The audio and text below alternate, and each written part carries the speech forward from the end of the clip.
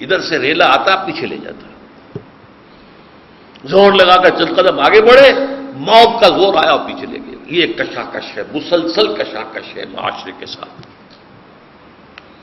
پھر تیسری ایک قوت ہے غیر مرئی، شیطان لعین اور اس کے ایجنٹ جو جنات میں سے ہیں۔ یہ تو غیر مرئی ہے، ہم دیکھ نہیں سکتے، لیکن اس کے انسانی ایجنٹ بھی ہیں، وہ ہمیں نظر آتے ہیں، جو بے حیائی پھیلانا چاہتے ہیں، جو کفر اور شرک کو عام کرنا چاہتے ہیں، جو اسلام کی بیخکنی کرنا چاہتے ہیں۔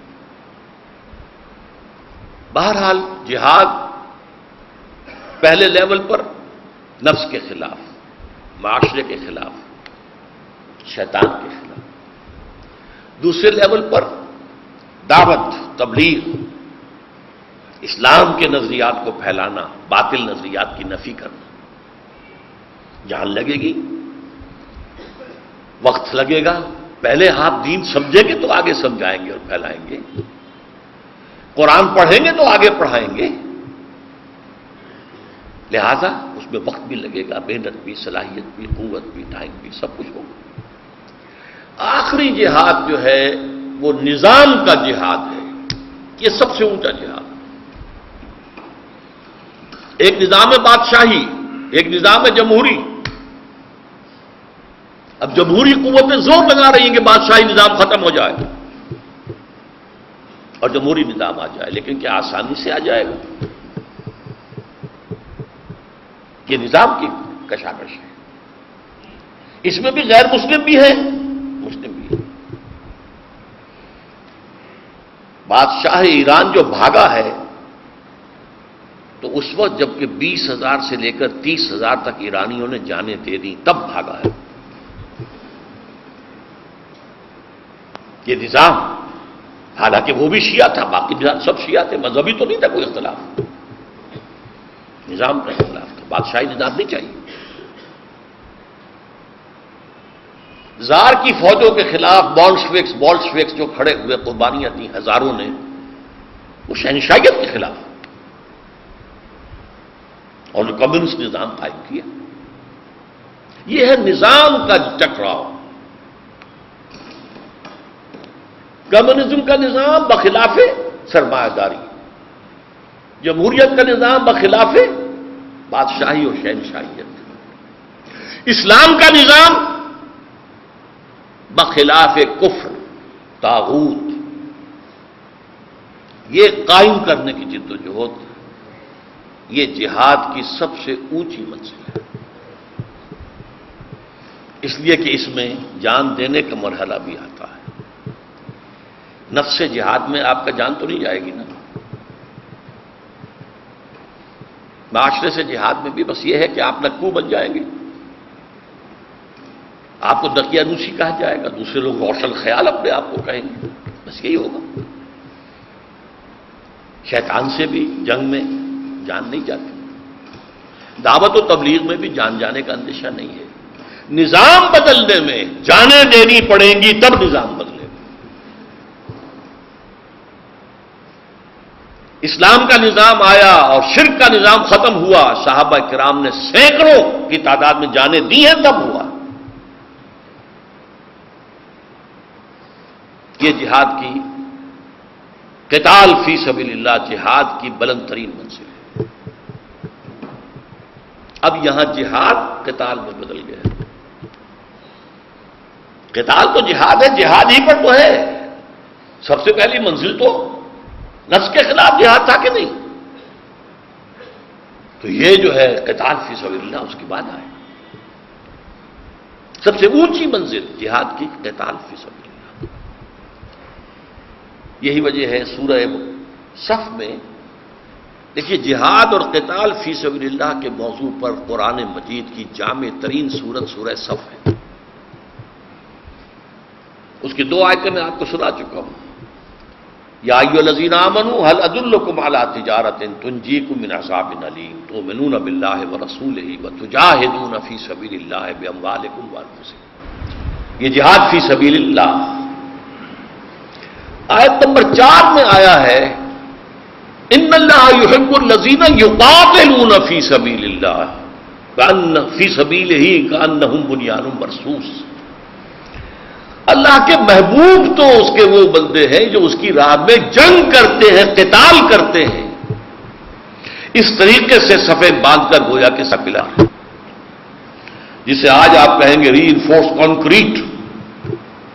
پچھلے زمانے میں دیوار میں سیسا پلایا جاتا تھا تاکہ اینٹوں میں کے درمیان جو درزے ہیں اس میں سیسا آ جائے، دیوار مضبوط رہے. یہ ہے جہاد کی آخری منزل جو محبوبیت خداوندی کا مقام ہے. ان اللہ یحب الذین یقاتلون فی سبیلہ صفا کأنہم بنیان مرصوص.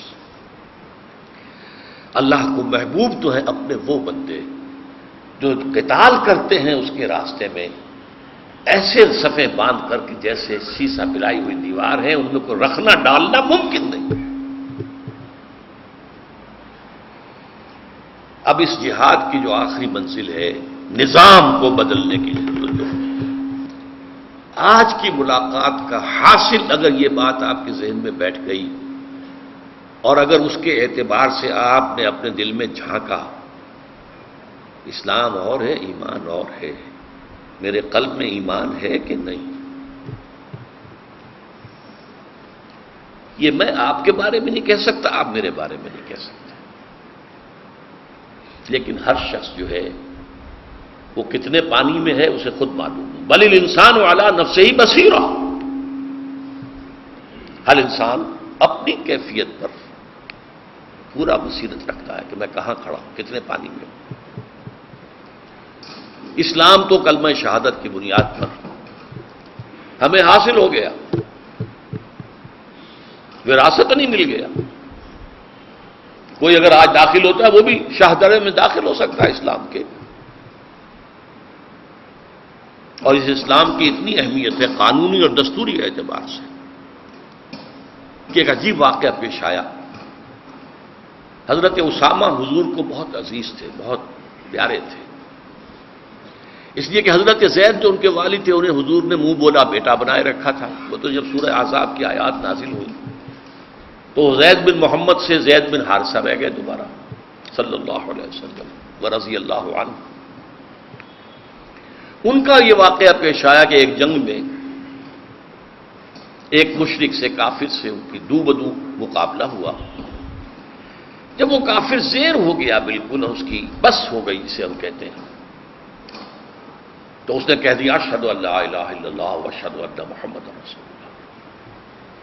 حضرت اسامہ نے گمان کیا کہ یہ صرف دھوکہ دینے کے لیے، جان بچانے کے لیے اس وقت کہہ رہا ہے. تلوار نہیں روکی، گردن اڑا دی. دل میں کچھ رہا کہ یہ میں نے ٹھیک کیا یا نہیں کیا. خود جا کر حضور سے کہا ہے یا کسی اور نے اطلاع پہنچائی اور حضور نے طلب فرمایا. اسامہ یہ کیا کیا؟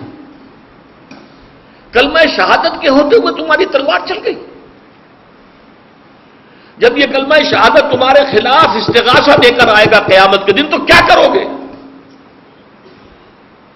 حضرت اسامہ نے عرض کیا کہ حضور اس نے جان بچانے کے لیے.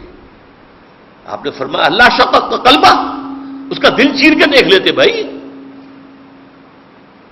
تو اسلام بھی اتنی بڑی شے ہے، اس کو معمولی نہ سمجھیے جو اللہ نے ہمیں دے دی ہے. ہمارا معاشرہ اسی کی بنیاد پر قائم ہے. ہم ایک دوسرے کو مسلمان سمجھ کر ایک دوسرے سے معاملہ کرتے ہیں. آپ اپنی بیٹی کا نکاح جو ہے کسی مسلمان ہی سے کر سکتے ہیں. ہمارے ہاں کم سے کم یہ کہ اور کچھ نہیں ہے، جمہوری ملک ہے، کچھ اور ہے، سیکولر ہے، لیکن لکھ دیتے ہیں صدر جو ہے وہ لازماً مسلمان ہوگا یا لازماً عیسائی ہوگا. ہو جاتا تو قانونی مسئلہ، یہ کون مسلم ہے کون نہیں ہے یہ قانونی مسئلہ. لیکن ایمان کا معاملہ اس دنیا سے کم ہے. اگر اللہ تعالیٰ اسلام بھی دے دے، آمنت باللہ کما ہوا باسمائہ و صفاتہ، میں ایمان لایا اللہ پر جیسے کہ وہ اپنے ناموں اور اپنی صفات سے ظاہر ہے. وقبلت جمیع احکامہ، اور میں نے قبول کر لیا اس کے تمام احکام.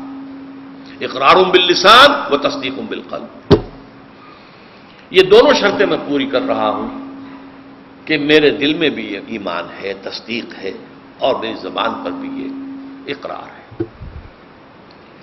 لیکن اصل شے جس کی ہمیں فکر کرنی چاہیے، اگر آخرت کی فلاح درکار ہے، اگر جنت میں داخلہ مطلوب ہے، اگر جہنم سے چھٹکارا چاہیے، تو ایمان کی فکر کریں، اور پھر یہ کہ وہ جہاد کی فکر کریں۔ لیکن جہاد صرف قتال کو نہیں کہتے، یہ ایک غلط فہمی ہے جو پیدا ہو چکی ہے۔ جہاد کشمکش، کشاکش، مقابلہ، پہلے نفس سے مقابلہ کرنا پڑے گا اللہ کی اطاعت کرنے کے لیے، رسول کی اطاعت کرنے کے لیے۔ ایمان مجھے روکے ہے تو کھینچے ہے مجھے کفر، کعبہ میرے پیچھے ہے، کلیسا میرے آگے، آدمی اسی کشمکش کے اندر ہے۔ روشن خیالی آج کھینچ رہی ہے آپ کو، عالمی قوت کھینچ رہی ہے، آپ کی حکومت کھینچ رہی ہے۔ چھوڑو ان دقیانوسی خیالات کو۔ یہ کیا ہے پردہ بردہ؟ یہ کیا ہے عصمت و عفت؟ پروسٹیٹیوٹس کو، سیکس ورکرز کہو، وہ بھی محنتی ہیں، محنت کرتی ہیں، سیکس ورکرز، اور یہ یونائٹڈ نیشن اسمبلی کے تحت ہو رہا ہے۔ بہرحال یہ کشاکش جو ہے اللہ اور اس کے رسول کی اطاعت کے لیے بھی درکار ہے، یہ کشاکش کفر اور شرک کے خاتمے کے لیے بھی درکار ہے، یہ کشاکش اللہ کے نظام کو قائم کرنے کے لیے بھی درکار ہے۔ کافرانہ نظام، طاغوتی نظام، شیطانی نظاموں کو ختم کرنا، اور یہ جہاد کی سب سے اونچی منزل ہے جو مختلف مراحل سے ہوتی ہوئی آخر کار جان دینے پر، قتال پر بھی منتج ہو سکتی ہے۔ اقول قولی ھذا واستغفر اللہ لی ولکم ولسائر المسلمین والمسلمات۔